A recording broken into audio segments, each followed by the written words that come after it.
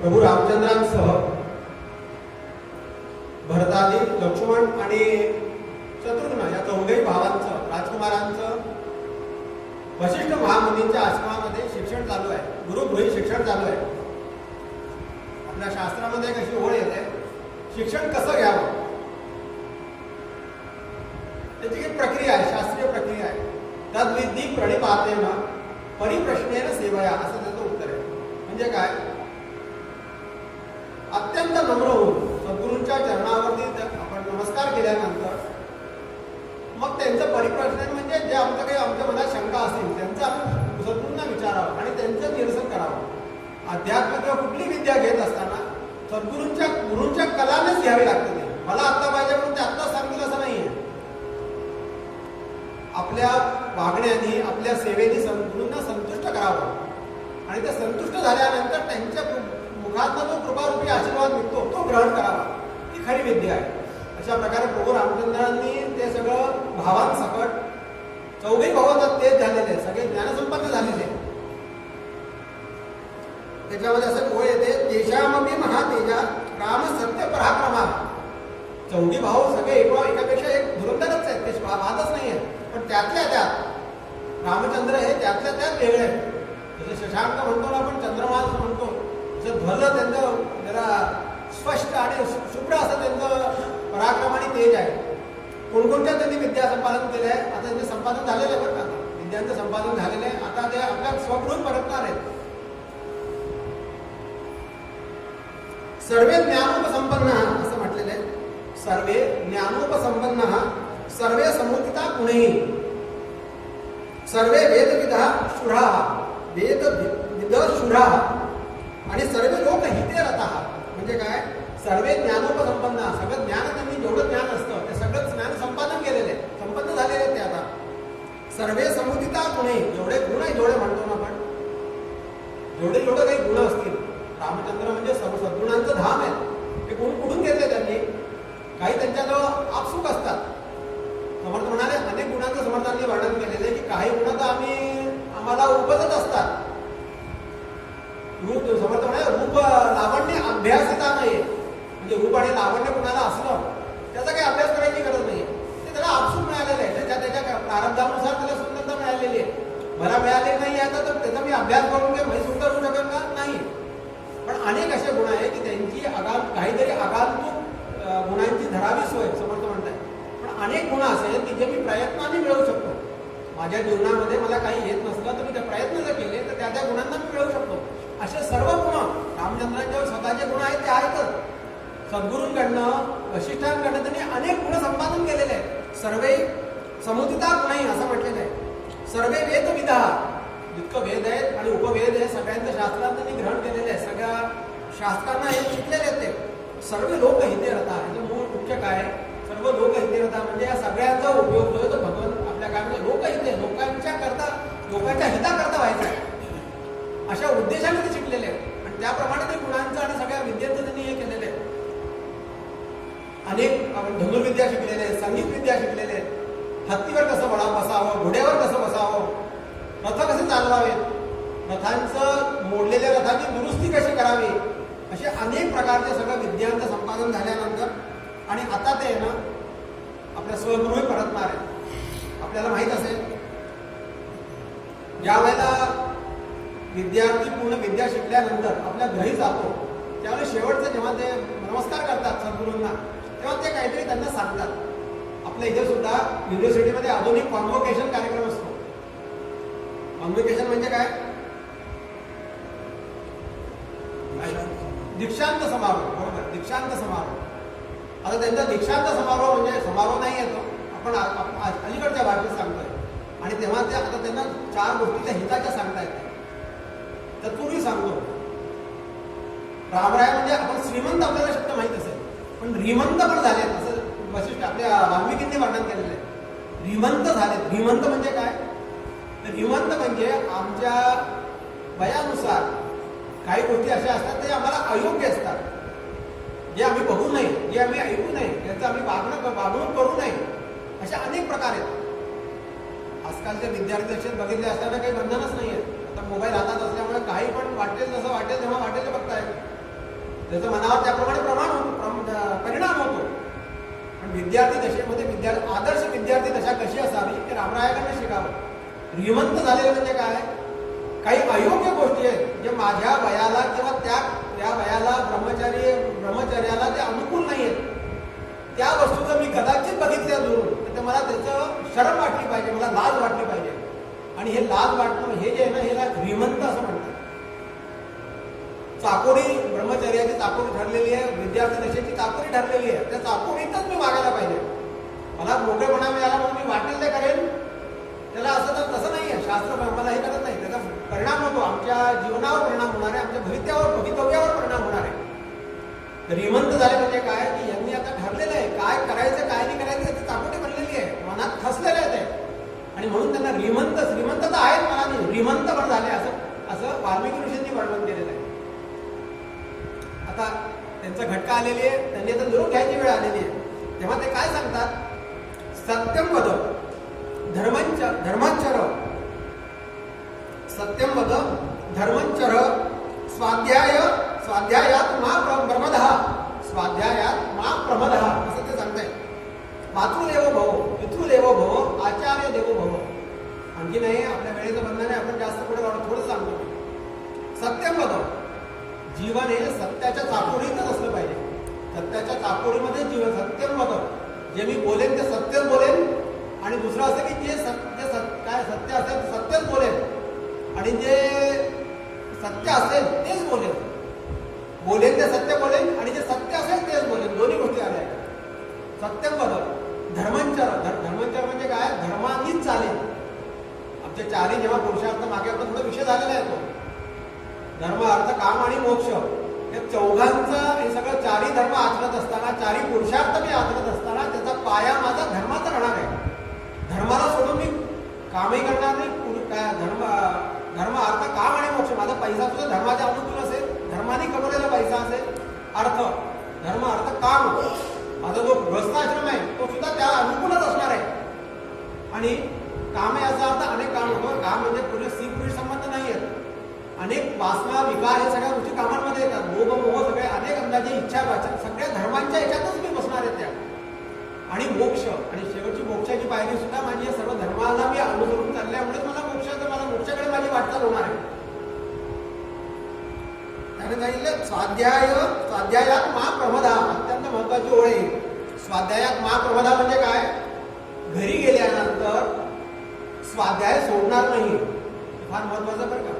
आजही मोठे लोक, म्हणजे आता म्हणू नये ऋषितुल्य लोक तर आज करतातच. आमचे राजदूत सुद्धा अनेक मोदीजींसारख्यांचं असं म्हणतात, सकाळी आपलं स्वाध्याय करतात. अर्धा तासाचा असो, 15 मिनिटाचा असो, डोळे बंद करून शांतपणाने आपलं बसणं आणि व्यवहाराला सोडून जेव्हा आमचं दृष्टी जाते, अंतर्दृष्टी होते, तेव्हा काहीतरी आम्हाला त्यातून निष्पत्ती होत असते, जी माझ्या जीवनाकरता अतिशय अनुकूल असते. जे मला शिकवलं गेले त्याचं चिंतन करणं, त्याचं निधिध्यासन, म्हणजे ती जीवनात मी कशी आचरू शकतो. आता माझी थिअरी झाली, आता प्रॅक्टिकली मी कशी आचरू शकतो, या अनेक गोष्टींचं चलनवलन. म्हणून त्यांनी सांगितलंय अभ्यास हा सोडायचा नसतो, अभ्यास हा सतत करायचा असतो. मोठे मोठे जेवढे लोक आहेत त्यांचं मोठेपणी अभ्यासावर टिकलेलं असतं. अनेक लोकांना बघितले, अनेक लोकांचे संबंध येतात.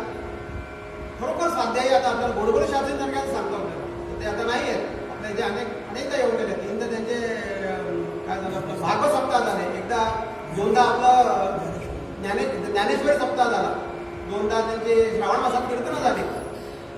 तिथून गेले ना, कीर्तन संपलं की लगेच जाऊन बसायचे, आपलं हे ऑन करायचे आणि स्वाध्याय. अरे बुवा, तुम्ही आत्ता तर कीर्तन करून आला, आता कसं नाही ते झालं. आपल्याला गोविंदगिरींचं सांगतो, एवढा मोठा कार्यक्रम झाला, आल्यानंतर आम्ही सगळे लोक गप्पा करतोय. ते आल्याबरोबर त्यांनी आंघोळ करावी आणि संध्याला बसावे, पुढे सुरू. जे झालं ते विसरायचं. पुढे आजचं काय, माझं स्वाध्यायाचं काय, माझ्या तपस्येचं काय, असे अनेक लोक करत असतात. आणि अतिशय बघा, आपल्याला सारखं मी सांगत असतो, वाल्मिकी रामायणाच्या माध्यमातून आपल्याला अनेक सूत्र मिळतात. ते कुणाचे प्रसंगी आलेले असो, आपण त्यातनं काय घ्यायचं आपल्याला ठरवायचं आहे. तर असं आहे, त्यांनी स्वाध्याय करता, म्हणजे स्वाध्याय मा प्रमादा, स्वाध्याय अभ्यास कधी सोडायचा नाही. त्यानंतर मातृदेवो भव, पितृदेवो भव आणि आचार्य देवो भव आणि अतिथी देवो भव. चौघेही देवांसारखंच आहे. त्यांना त्यांच्या ठिकाणी नंबर आम्हाला सतत नंबर व्हायला पाहिजे. मी मोठा झालो म्हणजे माझ्या आई वडिलांपेक्षा मोठा झालो असं नाहीये, आचार्यांपेक्षा मोठं झालो का असं कधीच होणार नाही. जरी माझ्या डिग्र्या, लौकिक डिग्र्या आम्ही खूप कमावल्या असतील, अनुभव कमावला असेल, पैसा कमावला असेल, त्या गुरूंपासून मी कधीच मोठा होऊ शकत नाही.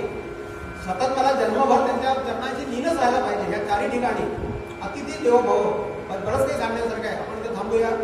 आणि असं केल्यानंतर ते आता सगळे त्यांना नमस्कार करतात, त्यांचा आशीर्वाद घेतात आणि आता आपल्या अयोध्येला पुन्हा परत येतात. आल्यानंतर आता त्यांच्या आचरणाला सुरुवात झालेली आहे. रामरायांनी सकाळी अभ्यास करावा, आपल्या दिवसाचा सकाळचा आपला अनेक रुकावं आणि संध्याकाळी मुलांबरोबर शरीर तीरावरती खेळायला यावं. त्यांचा वयाला अनुकूल असं आहे ते वागणं आहे. ते काही वेगळे आता मी गुरुकडे जाऊन आलो म्हणजे नॉर्मल राहणं हे त्याचं महत्वाचं आहे. या वयातल्या लोकांबरोबर ते राहतात, मुलांबरोबर खेळतात आणि खेळत असताना आता 14, 15, 16 वर्षाचं वय त्यांचं. परत येत असताना बाजारपेठेतून त्यांनी यावं, संध्याकाळची वेळ आहे.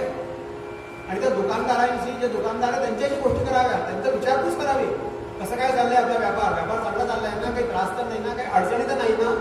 त्यांच्यावर वास्तविक काही जबाबदारी नाही आहे. राजा दशरथ बसलेले आहेत, पण पुढच्या भवितव्याच्या दृष्टीने माझ्या लोक हिते राहता, मूळ जसं धर्म आमचा जसा मूळ पाया आहे, जर सर्व लोक हिते राहता, माझं प्रत्येक आचरण म्हणजे लोकांकरता, लोकांच्या हिताकरता व्हावा, हे त्याचा उद्देश आहे. आणि त्या लोकांचा विचारपूस करतायत. काही नागरिक, ज्येष्ठ नागरिक भेटतायत, आजोबा कसे आहात, आजी कशा आहात, काही त्रास तर नाही ना, काही त्रास आपल्याला काही हे तर नाही ना, सगळं ठीक आहे ना, स्वास्थ्य बरं आहे ना. दोन गोष्टी बोलल्या आणि अनेक गोष्टी. आमचं जे म्हणतात ना, मित्रता जी आहे ना, ते आमच्या जिभेवर अवलंबून आहे.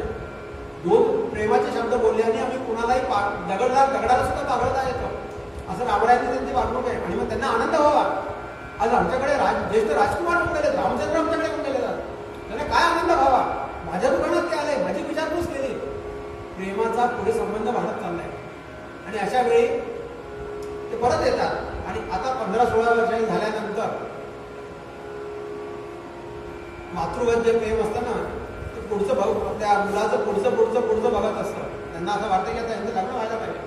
त्या राण्यांनी हट्ट धरायला सुरुवात केली आहे. काही विशेष प्रेम आहे रामचंद्रांचं. बाकी जाऊ द्या, आता मी रामचंद्रांचं दशरथांच्या मागे आता लग्न सुरू झालाय. अरे आता ह्यांच्याकरता मुली पाहायला पाहिजे ना, रामचंद्रांचं तर करा कमीत कमी, बाकी मुलांचं बघूया. आणि ह्या सगळ्या गोष्टी चालत असताना राजा दशरथ आपल्या राज्यकारभारामध्ये राहत आहेत. आणि एक दिवशी त्यांना असा निरोप येतो की दारावरती विश्वामित्र मुनी आलेत. राजाला एकदम आश्चर्य वाटतं. विश्वामित्र मुनी हे काही साधारण व्यक्ती नाही बरं का. आपण त्यांच्याबद्दल मध्ये बोललो होतो, रामरक्षी संबंधात आपण त्यांचा हे केलं होतं. कौशिक येते आपण म्हणतो ना, बुध कौशिकाविषयी आपण जे वर्णन केलं होतं ते विश्वामित्रच आहे. आपण अनेक ऋषींचं आता बघितलंय. मध्ये आपल्याला सुरुवातीला आपण वाल्मिकींचं बघितलं जीवनचरित्र. प्रत्येकाचं जीवनचरित्र बघण्यासारखं आहे.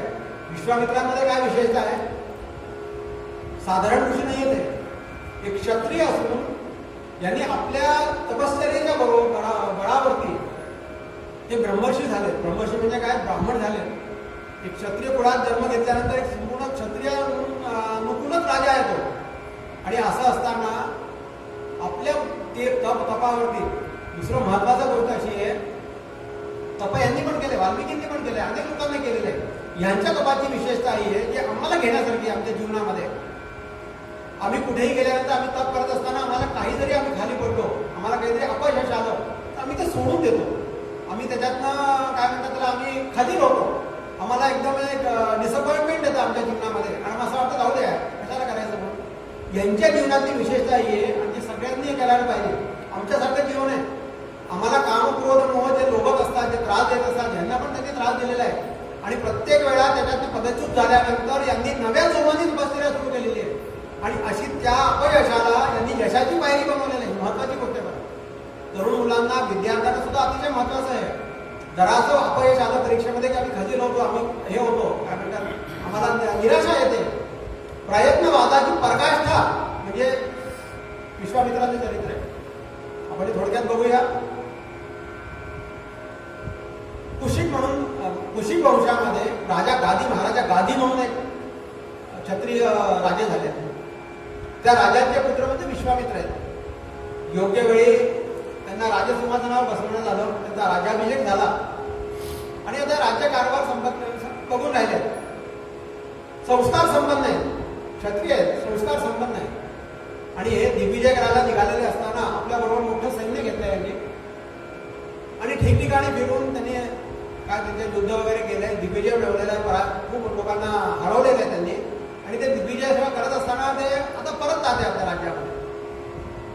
आणि अतिशय लांब गेल्यामुळे दिवसभर त्यांनी प्रवास करावा, संपूर्ण सैन्यासह प्रवास करावा. संध्याकाळ झाल्यानंतर त्या जिथे संध्याकाळ होईल एक योग्य ठिकाण बघावं, नदी तीर वगैरे बघावं, आपल्या छावण्या टाकाव्या आणि रात्रभर तिथं मुक्काम करावा.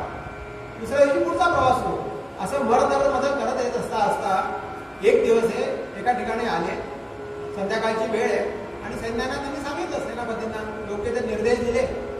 आणि यांच्या लक्षात आलं की जवळच इथं वशिष्ठ मुनींचा आश्रम आहे आणि आता संध्याकाळची वेळ आहे, का नाही आपण त्यांचं दर्शन घ्यावं. दर्शन घ्यायला काय हरकत आहे. साधा एक ऋषी ब्रह्मर्षी आहेत, ते वशिष्ठ मुनी आहेत आणि त्यांचं दर्शन घ्यावं. अशा याने ते आनंदाने एकत्र तिथे आले. आल्यानंतर ऋषी आश्रमामध्ये आले आणि ऋषींना त्यांनी परिचय दिला. तुम्ही एक अमुक महाराज असं आहे. अरे वा, या वशिष्ठ मुनी म्हणजे काय? ज्ञानाचा संपूर्ण ज्ञानच आहे. ज्ञानाचं मी सांगितलं ना, गंगोत्री आहे. आपल्या इथे जे ज्ञान आलेले भूमितलावरती त्याची गंगोत्री आहे. ब्रह्मदेवाचे मानसपुत्र आहेत ते. आपण यांच्यावर नंतर बोलूया वशिष्ठांबद्दल. आपण तुरता इकडे बघूया.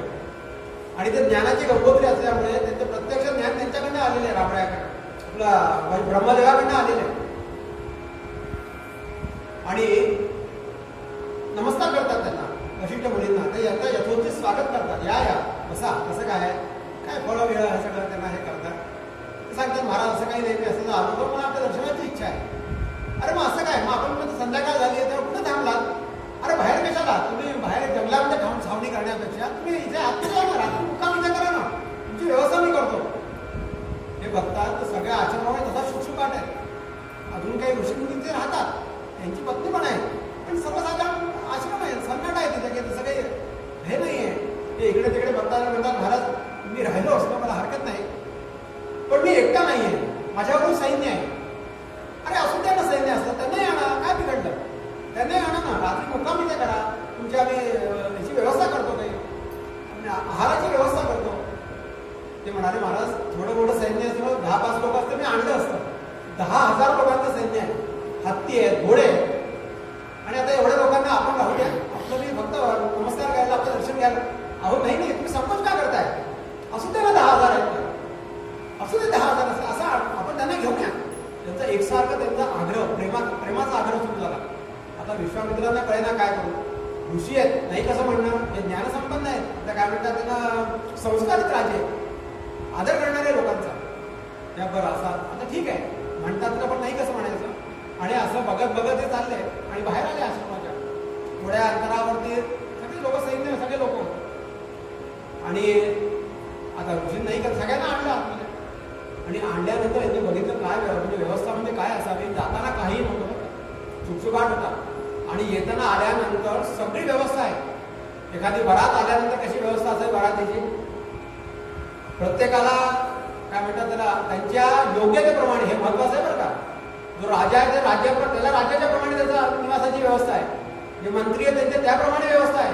जे सरदार आहेत, जे छोटे आणखीन आहेत, शिलेदार आहेत, प्रत्येकाला त्यांच्या त्यांच्या मानाप्रमाणे म्हणतो, त्यांच्या मानाप्रमाणे प्रत्येकाची व्यवस्था आहे. आणि त्यामुळे महाराज चला आपण जेवायची तयारी आहे. एक ऋषी त्यांचे शिष्य पळत आले. महाराज हे लोक विस्फोटून म्हणजे यांचे डोळे विस्फारले. काय व्यवस्था आहे, काय व्यवस्था आहे, बापरे जंगलामध्ये एवढी व्यवस्था ऋषी आश्रमामध्ये. ही सगळी चर्चा आपसात चालू असताना थोडं निमंत्रण आलं. चला महाराजांनी जेवायला बोलवलंय, मुलींनी आपल्याला जेवायला बोलवलंय.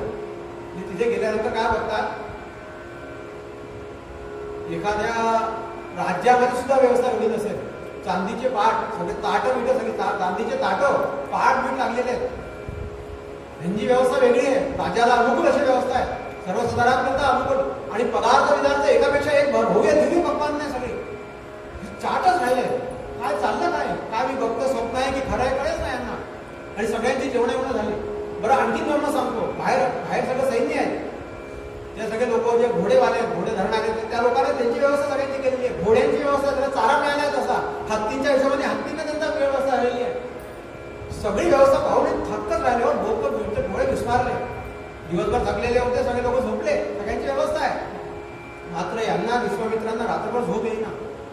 काय आहे काय, कसं काय शक्य आहे, काय खरं आहे खोटं आहे, पोट तर भरली आहे, जेवलो तर आहोत आपण, गादी पण खरी वाटते, हे सगळं खरं वाटतंय, कसं काय शक्य आहे, जाताना काहीच नव्हतं. आणि रात्रभर कशीतरी काढली यांनी. सकाळी यांचा तळ आणला, यांना जायचं होतं. आणि जाताना नमस्कार करता आले आणि म्हणाले महाराज सगळं ठीक आहे, कसं काय शक्य आहे, कसं काय झालंय. मी 1-2 मिनिटं इथे थांबतो आपल्याला. त्या अशा व्यवस्था आहे ना, ह्या वशिष्ठांनीच केल्या असं नाही बरं का. अनेक ठिकाणी असे उल्लेख येतात. समर्थ चरित्रामध्ये सुद्धा उल्लेख आले. समर्थांचे भाऊ आहेत रामी रामदास, म्हणजे श्रेष्ठ ज्यांना म्हणतो आपण, गंगाधर पंत, यांच्याकडे सुद्धा असं झालेलं आहे. शिवाजी महाराज आलेले असताना सहज दर्शनाला गेले आणि ते म्हणाले की या. आणि तेव्हा सगळं महाराज कसं काय नाही, आम्ही एकटा नाही, असू द्या राजे जे आहेत ते लोक आहेत ना, आपलेच लोक आहेत ते. आणि 1000-9,000 सैन्यांना त्यांनी लगेच व्यवस्था केलेली आहे, असा उल्लेख आहे त्यामध्ये. चरित्रामध्ये उल्लेख आहे, लेखी उल्लेख आहे. तुकाराम महाराजांकडे उल्लेख आहे. तुकाराम महाराजांसारख्यांनी काही नसताना एकदम हजारो लोकांना जीव घातले केलं. आपण म्हणतो ना की मनी धरावे ते होते, विघ्न अवघेची विरोध जाते, कृपा केली रघुनाथे प्रचित येते. समर्थ म्हणतात मनात तुमच्या आलं सद्भाव काय असतं, एक सद्भाव आला पाहिजे. म्हणतो ना, एक चांगलं मनामध्ये विचार आल्यानंतर सद्विचार जर मनात आला तर परमेश्वर बसलेला आहे, तुम्हाला काय करतो. आणि दुसरं काय की आपण म्हणतो ना कामधेनू यांच्या बरोबरच असते, संतांच्या बरोबर. आणि हे विचारत असताना त्यांनी विचारलं की महाराज कसं काय शक्य झालं, आपण कुठूनही व्यवस्था केली. आणि राजे ते काही कठीण नाही आहे. माझ्याकडे काय आहे की आपली कामधेनू आहे ना, तिची पुतली जी शबला आहे ती शबला माझ्याकडे आहे. आणि मला काय करावं लागत नाही, मी काही केलं नाही. बघा मी इथेच बसलोय कालपासून. तिला फक्त मी सांगितलं की अशी 10,000 लोक आले, बाई बघतो, सगळी व्यवस्था तिने केली आहे. असं का, मला तिला बघता येईल का? हो बघता येईल. शेजारी कामधेनू होती, नमस्कार केला. आणि यांचे डोळे ना, आता ते काय झालं म्हणतो आपण, दिसते नामक त्याच्याकडे मीठ खावं, त्याच्यात ते करावं. वास्तविक यांनी खरं म्हणजे आनंद मानायला पाहिजे त्यांच्याकडे. आता यांचं विचारचक्र सुरू झालं आणि आता ते संस्कार संपन्न होते, पण आता मनामध्ये ना असंस्कारिता सुरू झाली. ही गाय जर मला मिळाली तर बसवली तर काय गंमतच आहे, काही करायची कटकटच नाही. आणि त्यांनी ऋषींना सांगायला सुरुवात केली की महाराज ही कामधेनू मला द्याल का तुम्ही. तर राजे कसं शक्य आहे, अरे ही कामधेनू आमच्या ऋषींकडेच पाहिजे, आमच्याच आश्रमात पाहिजे. नाही महाराज आपल्याला काय गरज आहे याची, आपण तर ऋषी आहात, आपण कंदमूळ फळ खाता, आम्ही 4 लोक, आपल्याला किती पाहिजे. मी एक काम करतो ना, मी आपल्याला पैसा तर मी पुरवतो, आपला जेवढा काही खर्च आहे ना आश्रमातला मला सांगा, मी हा चेक फाडून देतो, आपण जमा करा, ऍडव्हान्स चेक देतो, आपण त्याची काळजी करू नका, इथल्या आश्रमाची काळजी करू. राजे तसं नाही आहे. तुम्ही हिला एक धन किंवा तिला संपत्ती मानताय. ही संपत्ती नाहीये, धन नाहीये, ही आमची दैवता आहे. तुम्हाला सांगतो मी, जेव्हा हे झालं ना आपलं काय म्हणतात समुद्र मंथन झालं, समुद्र मंथनात निघालेली कामधेनू म्हणजे, आणि त्यावेळी त्या कामधेनू निघाल्यानंतर जे देवदेवतांनी जे समुद्र मंथन केलंय, एक साईडला देवता होते, एक साईडला राक्षस होते. राक्षस जाऊ द्या, पण देवतांना सुद्धा दिली गेली नाहीये. त्यांना सुद्धा सांगितलं की तुमचं त्या योग्यतेत सुद्धा आचार विचार नाहीये. तसं नाही आहे, ही आमची देवता आहे, आमची पूजा आहे. आणि दुसरं असं की आश्रम आम्ही जे यज्ञ याग करतो त्याकरता आम्हाला जी सामुग्री लागते त्याकरता आम्ही ठेवलेली आहे. हिचा काय आम्ही रोज लाडू आणि आज लाडू बनवा, आज छोले भटुरे बनवा, त्याच्याकरता नाही आहे. तसं नाही आहे. आमच्या यज्ञाकरता लागणारी ती सामुग्री आहे. ऋषीमुनी येत असतात, त्यांच्याकरता जे लागतं त्याच्याकरता तेवढंच करता आम्ही फक्त हिला ठेवलेली आहे. यांचं डोकं फिरलेलं होतं, आता हळूहळू त्यांचा पाडू लागला. महाराज असं आहे, मी राज्यकारभार करतो, माझं राज्य आहे, माझे रोजचे खर्च आहे, माझे अनेक फेरलेलं काम आहेत. राज्यकारभार असतो, सैन्याचा खर्च असतो, अनेक लोकांचे खर्च असतात, दुनियाभरचा माझ्या मागे भानगडी आहे. ही मला कामाचं आहे ना, तुम्हाला काय करायचं? वाद सुरू झाला. तेव्हा हे बघा, हे शक्य होणार नाही, तुम्ही उगीच हट्ट करू नका. पशुतांनी सांगितलं, प्रेमाने सांगितलं, यांना कळेल ना. आणि हे आता उग्र झाले. हे असं असलं तर मी याला घेऊन जातो म्हणून. बघा, तुम्हाला मी सांगतो चांगल्यापणाने, तुम्ही घेऊ नका, चांगलं नाही आहे. आणि हे म्हणत असताना त्यांनी आपल्या सैन्याला आज्ञा दिली, हिला घेऊन चला म्हणून. त्यांनी त्या सैन्याने तिला धरलं आणि तिला फटफटून घेऊन लावलं. अशी ठेवून त्यांना वाईट वाटलं. कसं काय एकदम याचा एवढा व्यवहार बदलला? कालपर्यंत आलेला चांगलं झालं सगळं, मी माझं कर्तव्य मी केलं. याचंही कर्तव्य आहे की यांनी असं करू नये. उलट त्यांनी सांगायला पाहिजे, महाराज आपल्याला त्या कामधेनू संबंधित ते पाहिजे असलं, अजून संरक्षणाची काही गरज असली तर ती माझ्याकडे देतो. एक 10-5 माझं सैन्य इथे ठेवतो, बॉडीगार्ड इथे ठेवतो, म्हणजे आपल्या आश्रमाचे संरक्षण होईल. ते न करता हट्टाने तो कामधेनूच घेऊन जाणार. पण ज्या पद्धतीने नेतोय, एका गाईला कसं न्यावं याचं पण एक आहे. तिला प्रेमाने न्या, मारून बिरून त्याचे सैन्य म्हणजे काय, सगळं एक तंत्र वेगळंच होतं. आणि फरफडत नेऊ लागले आणि डोळे मजिदांनी बंद केले. कळेल ना काय करावं. इकडे धेनूनी प्रयत्न केला, तिला सोडवलं शरीराकडे स्वतःला, आणि ती मुलींच्या जवळ आली की महाराज हे काय झालंय, मी ती आपली सेवा करते आणि आपण मला हिला देऊन टाकलं. बाई, मी दिलेलं नाहीये, त्यांना नाही म्हणतोय, ते ऐकत नाहीये, काय करणार, मला कळत नाही काय करू मी. ती म्हणते महाराज आपण काळजी करू नका, आपण शांत राहा, आपण काळजी करू नका, मी बघते सगळं काय. आणि त्यानंतर असा उल्लेख आहे वाल्मिकी रामायणामध्ये, हा प्रसंग खूप विस्ताराने दिला होता. त्याचं कारण सांगतो आपल्याला. तप जो आहे ना, हा अत्यंत प्राण आहे बरं का त्याचा. हे लक्ष ठेवा आपण. म्हणजे माझा ह्याच्यात मला पुढे सगळं वाचलेलं असं नाही, काय मी माझ्या मनाने सांगतो, काही चूक असू शकतं. तप हा वाल्मिकी रामायणातला प्राण आहे. पण तपस्वाध्याय निर्णय आपल्या लक्षात घेत, पहिला शब्द जो आहे भूतलावरचा शब्द तप आहे. आणि त्यामुळे हे तप जे केलेलं आहे ना, वाल्मिकींना हे तप सुद्धा खूप भोवलेलं आहे, त्याला खूप आवडलेलं आहे. काय असतं, आपला आवडीचा विषय असला ना किंवा मनुष्य रमतो, मग त्याला वेळेचं भान राहत नाही. आणि जो वेळेचा आवडीचा नसला, त्याचा मुख्य उद्देश काय की रामाची लोकांकरता काय लोक शिक्षणास्तव रामाचा जन्म झालाय म्हणून त्यांनी तो बाल रामाच्या ह्याच्या गोष्टी सांगण्याचा हट्ट मोह टाळलाय. त्यांना आवडत नाही असं नाहीये, पण मोह टाळलाय, कारण त्यांना विस्तार पुढे रामाच्या कर्तृत्वाचा करायचा आहे. त्याप्रमाणे हा जो भाग आहे विश्वामित्रांची तपश्चर्या डिटेलमध्ये सांगायचं कारण काय, त्याचं कारण असं आहे की तपावर तिथे भोवलेलं आहे. एक पुढे तप करतोय म्हणजे त्यांना सुद्धा चांगलं वाटतं ते, आणि आम्हाला सुद्धा बरंच काही घेण्यासारखं आहे. आणि अशा रीतीने ती त्या गायीने काय करावं, गायीने ना एकदम हुंकार दिला मोठा, हंबरडा फोडला. आणि हंबरडा फोडल्यावर काय झालं, तिचे रोम असे उभे राहू लागले, ते थरथरू लागले, कंपायमेंट झाली. आणि त्याच्यातनं म्हणतात तिने असं एक 11 विकराचं रूप सुरू झालं. बघता तिने 11 विकरा रूप घेतलं आणि त्याच्यातनं सैन्य बाहेर पडू लागलं. आणि सैन्य म्हणजे कसं, शस्त्र काय म्हणतात, शस्त्र झालं, प्रत्येकाला वेगवेगळी शस्त्र आहेत, निरनिराळे शस्त्र आहेत. आणि ते सैन्य बाहेर पडलं आणि विश्वामित्रांच्या सैन्याचं आणि त्यांचं युद्ध जुंपलं. आणि थोडक्यात वेळात त्यांनी सगळ्या सैन्याला परास्त करून टाकलं. विश्वामित्र स्वतः का उभे राहिले युद्ध करायकरता, मोजके सैनिक होते. आणि ते सुद्धा त्यांना सुद्धा पडदा भुई थोडी झाली, त्यांनी सुद्धा पराभव झाला. खरं म्हणजे दिग्विजय करून परत आलेले होते. अत्यंत आनंदामध्ये होते. एवढ्या मोठ्या लोकांना, हजारो किती लोकांना त्यांनी हरवून आलेले होते, आनंदात होते. आणि इथे यांचं काय पराभव झाला. पराभव झाल्यानंतर अतिशय खजील झाले आणि परत आले. परत आल्यानंतर त्यांना झोप नाही, काय करावं कळत नाही, काय करावं. आणि यांनी असं केलं की आपल्या पुत्रांना बरोबर घेतो आणि तेव्हा ठीक आहे, मला लक्षात आलं काय बोललं झालं. त्यावेळेला माझं सैन्य थकलेलं होतं, महिना 6 महिन्यापासून बाहेर होतो मी. आता हरकत नाही, आता मी नवीन सैन्य घेतो, त्या तयारीने निघतो. भाऊ कसं देत नाही मशीन मला, मी काम घेऊ म्हणून, शब्दात देत नाही म्हणून. आणि आता यांनी आणखी सैन्य गोळा केलं आणि नव्या जोमाने येऊन यांच्यावर भांडायला सुरुवात केली. आणि असं म्हणतात की ते पुन्हा काम देऊन ते रूप घेतलं आणि सगळ्यांचा पराभव केला. म्हणजे सगळ्याचे जवळ 99 पुत्र मारले गेले असं म्हणतात विश्वामित्रांनी. म्हणजे रामायणामध्ये काही ठिकाणी, दोन्ही ठिकाणी असा उल्लेख येतो. 100 पुत्र नाही, वशिष्ठांना पण आहे, आणि 100 पुत्र आपल्या विश्वामित्रांना नाही आहे. दोघांचे पुत्र मारले जातात या युद्ध प्रसंगामध्ये. आणि यांचा एक पुत्र उडतो, तो पळता पळता घरी येतो, आले येतात आणि खजील होतात, कळत नाही काय शक्य, काय भनकडे काय भनकडे. आणि लक्षात येतं की आपण आता दिव्यास्त्र काहीतरी आपण हे करायला पाहिजे, आपण यांना दिव्यास्त्र संपन्न करायला पाहिजे आपल्याकडे. म्हणून ते काय करतात, मुलाला गादीवर बसवतात. आता यांचं संपलं, आता राज्यातला मोह संपला यांचा. आता यांच्या डोक्यात काम धेनू सुरू झाली आहे आणि त्या कामाच्या ह्याच्यामध्ये कामाची धून सुरू झाली आहे. धेनू ठीक आहे, काम धेनूची धून सुरू झाली. आणि अशा असतात ते आता जंगलामध्ये येतात, तपश्चर्या करतात, भगवान महादेवाला प्रसन्न करतात आणि त्यांच्याकडनं अनेक दिव्यास्त्र भेट करतात. आता हे दिव्यास्त्र संपन्न झालेले आहे आणि आता नव्या जोमाने पुन्हा विश्वामित्रांना हल्ला करतात. आणि असं हे येतो विश्वामित्रांना करतात, आपल्या वशिष्ठांना करताना नाही. आणि ते शांत उभे आहेत आणि यांनी एक असे दिव्यास्त्र आहे ना त्यांच्या मारायला सुरू काम घेऊन यांच्या दोघांना मारायला सुरुवात केली. यांच्या आड दोघं जण आहेत.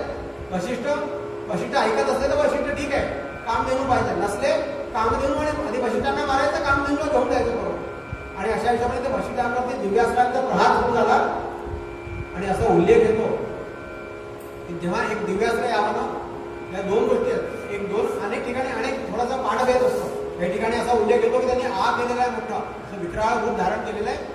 आणि जणू काही एखादा गुफेमध्ये एखादे पक्षी विक्षी धडाधड आतमध्ये जावे ना, अट्रॅक्ट व्हावे, अशा प्रकारे सगळे दिव्यास्त्र ते भस्मच करतायत असा उल्लेख येतो. काही ठिकाणी उल्लेख येतो दरबारची गाडी घेतलेली आहे आणि दरबारची गाडी घेतल्यानंतर काही ठिकाणी ब्रह्मदंडाचा उल्लेख आहे, ब्रह्मदंड हातात धरलाय वशिष्ठांनी.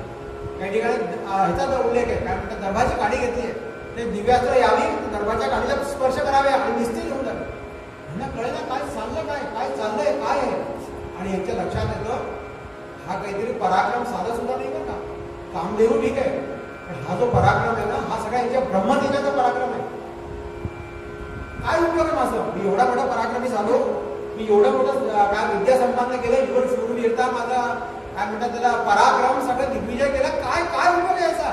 एका ब्राह्मणासमोर माझं सगळं निस्तेज झालंय, काय जीवनाचा उपयोग आहे याचा. आणि यांना अतिशय ग्लानी होते आणि त्या ग्लानीच्या ह्याच्यामध्ये ते शब्द बाहेर पडतात. खूप प्रसिद्ध वाक्य आहे, सगळ्या लोकांना माहिती असेल, बऱ्याच लोकांना.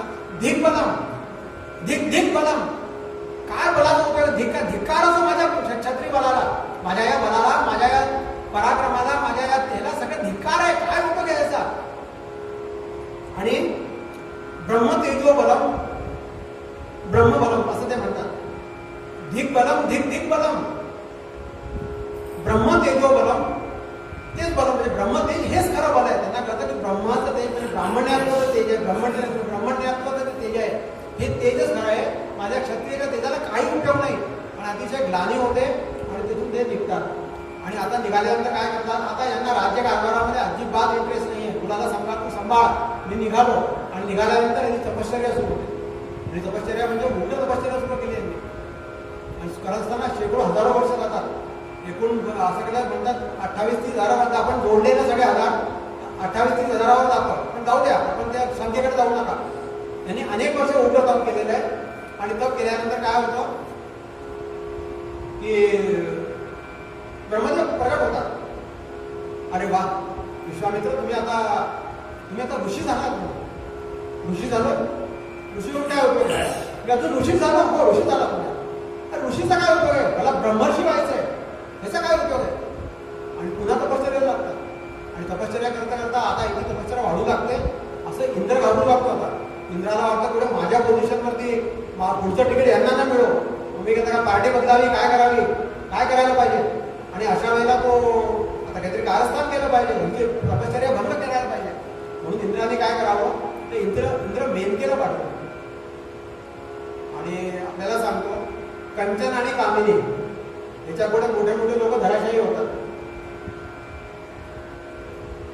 हे त्या 10 वर्ष त्यांच्या अवतीभोवती फिरते असा उल्लेख येतो.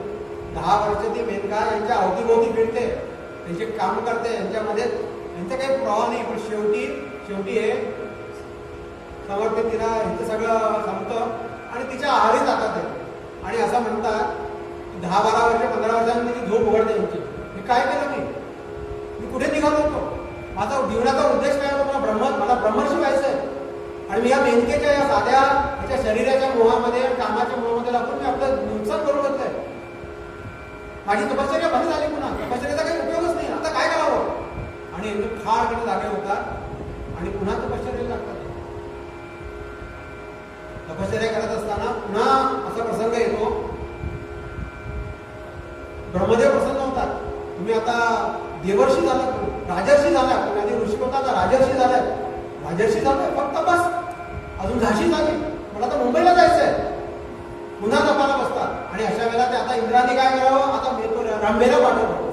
मेनका झाली आता रंभा. आता बघा त्यांच्या तपासची एक विशेषता काय आहे, एकदा जी चूक झाली ना ती चूक पुन्हा नाही करत. यांच्या जीवनाची विशेषता, यांच्या तपश्चर्याची विशेषता अशी आहे, एकदा जी चूक झालेली आहे ती चूक पुन्हा नाही करत. काय करतात आता यांनी काय करावं, रंभेला बघता यांच्या लक्षात येतं की आपण मागे फसलेलो, आपण आपलं तपासचं बळ कमी करून घेतलेलं आहे. आता रंभेकडे पाहिल्याबरोबर ते म्हणतात कर्दली भो, तिला श्राप देतात, माझ्या मागे लागलीच, हे स्वतः लक्ष ठेवतात आणि तिच्यावर चिडून तिला ती कर्दळी होते. कम तावत कर्दली भव, कम तावत कदली भव असं म्हणतात, म्हणजे कर्दळी होतो. आणि ती कर्दळी होते आणि यांना लक्षात येतं बाकी सगळं तर ठीक आहे, मी रंभेमध्ये अडकलो नाही यापर्यंत ठीक आहे, पण आता श्राप द्यायची काय गरज होती, मी आपल्या मार्गाने निघून जायला पाहिजे होतो. पण तो श्राप दिल्यामुळे काय झालं, पुन्हा माझा पुण्याचं शीट झाला, मी पुन्हा त्या पायरीवर आलो. एक सांगू का आपल्याला, पंप चालला होता, पाण्याचा पंप असतो ना, पंप चालू होता पण पाण्याची टंकी भरे ना. 2 तास झाले, रोज तासभरात भरणारी टंकी, 2 तास झाले, 1.5 तास झाले, पंप खराब आहे की पाणी येत नाही, कळलं पाणी येत आहे, पंपही चांगला आहे पण टंकी भरत नाहीये. मग का नाही भरत आहे, वर जाऊन पाहिलं कशाला, त्याच्यामध्ये लिकेजेस आहे, लिकेज होतं, पाणी वरतून येत आहे पण खालतून लिकेज होत आहे. आमच्या तपश्चर्येमध्ये सुद्धा आम्ही तप करतो नाही असं नाही, प्रत्येक जण करतो, आपापल्या परीने सगळे करतात, पण आमच्या ह्याच्यात लिकेजेस फार असतात. त्यामुळे ते तप जे आहे ना ते आमच्या अंगाने चिकटत नाही, आमच्या ह्याच्यात भरत नाही. सकाळी आम्ही 5 माळा केल्या, दुपारी शिजायचे भांडलो, आता दबा बोललो त्याला, संध्याकाळी आम्ही लावून ठेवला हिशोब, माझं पुण्य एवढा, आज 5 माळा केल्या, आम्ही आज 5 माळा केल्या. एका त्याच्याची भांडणं, त्याचं काय केलं ना, सगळं केलं, म्हणतात दिलं ना. ते लिकेज जो आहे ना आमच्या तपामध्ये, लिकेज आधी बंद करायला पाहिजे. पाणी थोडं कमी आलं चालेल, 2 माळा कमी घेतल्या जातील, पण लिकेज आहे ना बंद व्हायला पाहिजे असं सांगतात. तपातलं महत्वाचं भाग म्हणजे शांती आहे बरं का.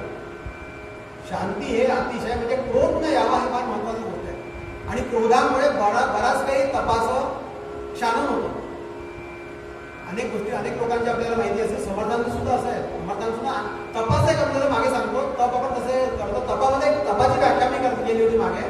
तप म्हणजे काय, तप म्हणजे सहन करणे. तपाचा फार सुंदर व्याख्या आहे बरं काय. तप म्हणजे आपण एक प्रयत्न करणे, भगवंताची आराधना करणे, भक्ती करणे, सगळं काही आलं. पण तपाचा एक उद्देश आणखी असा आहे की तप म्हणजे सहन करणे. आमच्या जीवनामध्ये जे जे काही आघात होतात, आमच्या घरच्या लोकांकडनं असतील, आमच्या शेजारच्यांकडनं असतील, आमच्या शत्रूकडनं असतील, शत्रू म्हणजे मानवी शत्रू मानू नये त्याला, पण तो जर मला शत्रू मानत असेल, कुणी द्वेष भाव करत असेल, अनेक लोक अनेक प्रकारे आपल्याला आघात करत असतात.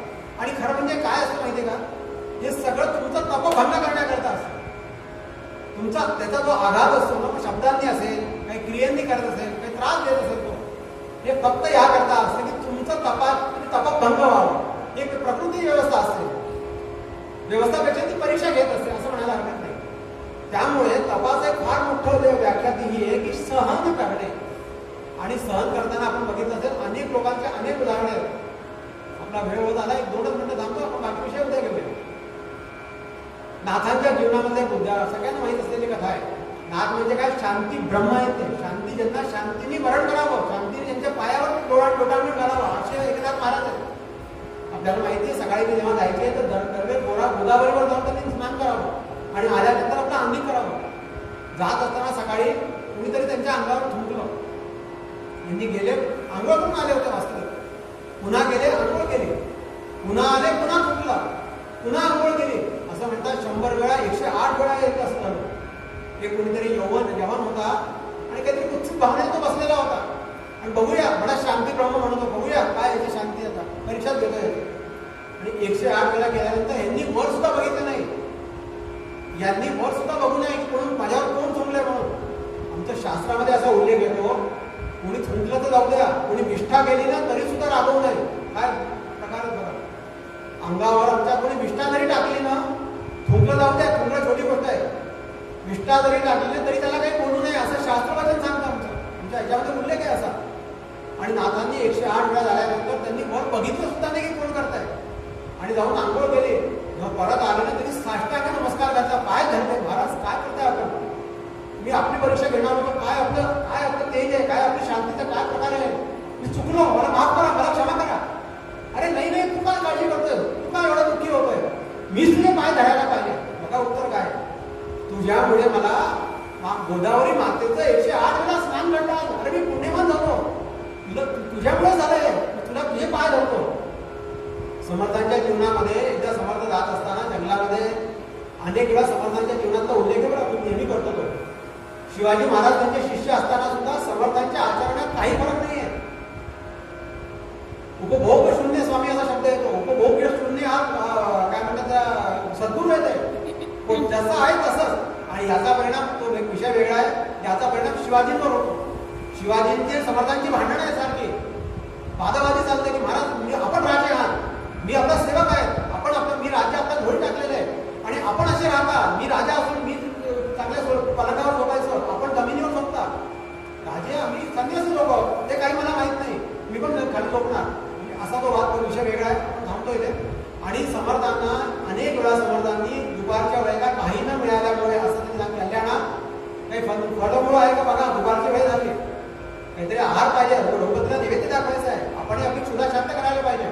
आणि त्यांनी बघावं, महाराज तिथे तर काही झाडं वेळं काही फळं वगैरे नाही आहेत असं का, आणि काही बघा. मग त्यांनी काय करावं, कडुलिंबाची पानं तोडून आणावी. काही नाहीच आहे, कोणती पानं खायची, काय खायचं, कडुलिंबाची पानं तोडायची, त्याचा त्यांनी बाटा करबड असं घेऊन जमिनीवर त्याला हे करायचं, त्याचे गोळे तयार करायचे, 4 गोळे तयार करायचे, एक रघुपतीला नैवेद्य दाखवायचा, एक शेजारी कुणाला काय असेल त्यांना द्यायचं, एक त्यांनी खावा. अशा याच्यात राहिलेले. आणि अशा याच्यात जात असताना एकदा काय झालं, एका शेत होतं आणि त्या शेतवरती हे लागलेलं होतं, काय गोंधळा म्हणा किंवा हुरडा म्हणा.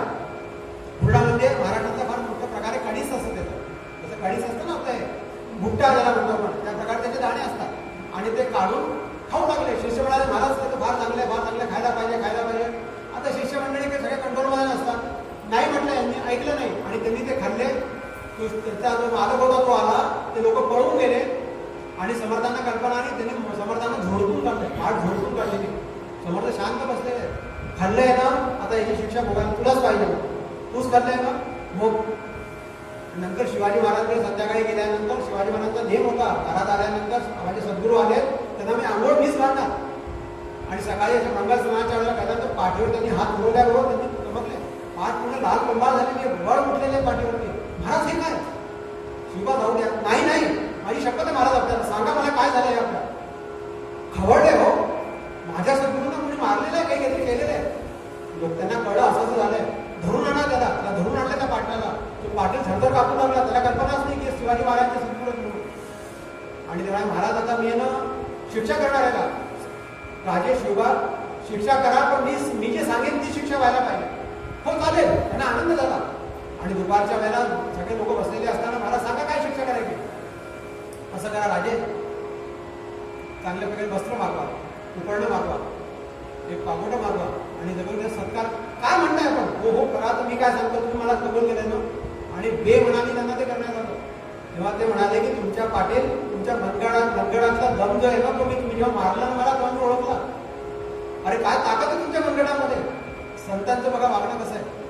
आणि तुमच्या मनगडात ताकद आहे. मला असं वाटलं की असा जर शिलेदार आमच्या इथे असला, शिवाजी महाराजच्या सैन्यामध्ये असला, अरे काय शत्रूचे धुवा उडवायचो, तुम्ही काही करा.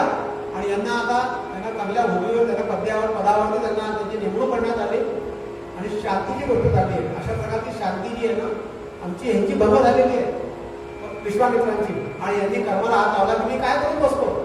रंभेला शाप द्यायची काय गरज होती. आणि पुन्हा झाल्यानंतर आता पुन्हा तपाला ते बसतंय. पण आपला वेळ झालेला आहे, बाकीचा तव आपण उद्या बघूया. हा भाग विस्तारात आलेला आहे.